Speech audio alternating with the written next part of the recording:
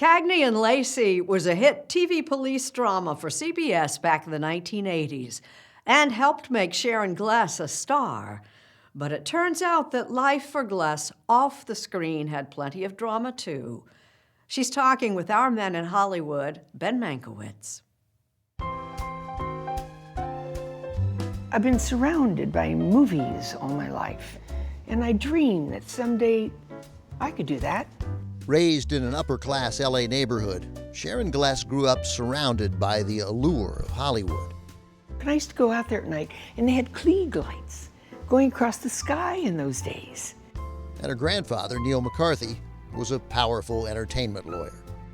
Howard Hughes, attorney, and Cecil B. DeMille and Louis B. Mayers. Did he want his granddaughter to go into the movie industry? He said, "You stay out of it, it's a filthy business." Gless ignored Grandpa's advice, though she started late. At 26, a talent scout from Universal Studios happened to see her in a small play, and it led to a 7-year contract as an actor for waitress money. How much were you making in that first contract?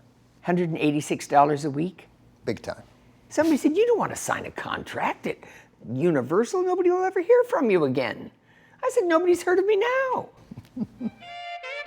It all changed in the early 1980s. On Cagney and Lacey, Gless earned 2 Best Actress Emmys, playing Detective Chris Cagney to Tyne Daly's Mary Beth Lacey, who won 4. What the hell are we talking about here? What we're talking about here is that our butts are on the line every time we go out that door. Now 78, Sharon Gless examines those highs and some terrifying lows in a new memoir, Apparently There Were Complaints, published by Simon & Schuster, a Viacom CBS company. Gless is typically candid in print, including some PG-rated kissing and telling, like the time the studio set her up for one night out with a relatively unknown director named Steven Spielberg. He didn't kiss me. He didn't? No. One date? One date. It was set up. We were assigned to each other for the evening, but we never spoke. But on the show Queer as Folk, Gless did kiss guest star Rosie O'Donnell. Love you. You too. It's the first time I'd ever kissed a woman.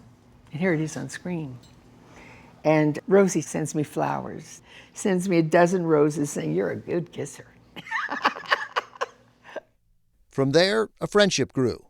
Then, years later, there was this one moment with Rosie. One night, I was building such intense feelings for her. I really was coming to love her. And I think I got confused. At dinner, I said, "Ro, do you think, I'm married, she's married." Right. And she said, "Oh, Glessy, no." I said, "Really?" She said, "You're so straight." She laughed at me. And then there's Barney, her husband. Is Barney a good kisser? Yes. What am I going to say? Sharon, he's right there. He is. Barney Rosenzweig was also the boss, the executive producer of Cagney and Lacey.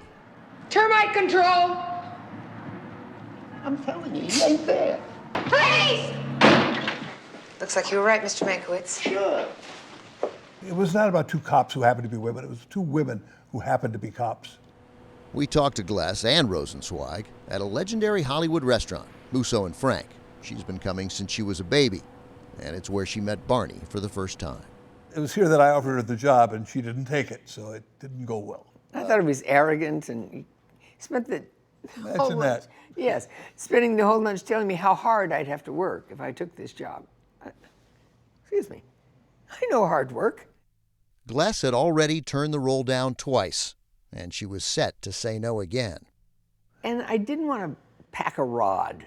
I just didn't want to be carrying around the hardware, and I just had other dreams. What did I know? Could you say, I didn't want to pack a rod again, because it really is going to be the most thrilling moment of my week. Really? Yeah. I just didn't want to pack a rod. Yep. There it is.